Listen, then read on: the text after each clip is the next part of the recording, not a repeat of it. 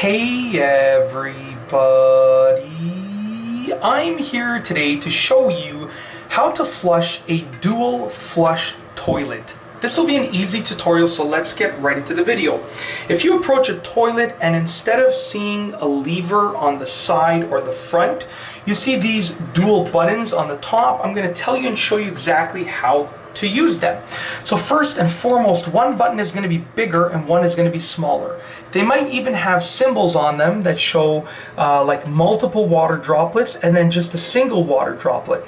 They stand for sort of like a bigger flush and a smaller flush, or using more water and using less water. And the idea here is that if you need to use a less water, you use the smaller flush option. If you need to use more water, you use the bigger flush option. So it's really easy to use. What you want to do is you essentially want to just push down on the one that you want to use. And I'll show you what it looks like. So I'm going to push down on the small flush and then I'll open up the lid and show you what it looks like. Just like that.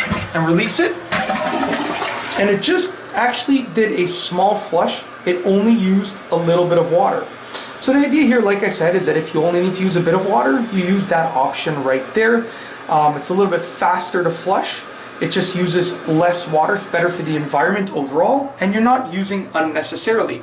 If you need to use more water or for a bigger flush, then you're going to go to the bigger button, you're going to push it down and release it. So push it down and you hold it for, about half a second and you release it, just like this, okay?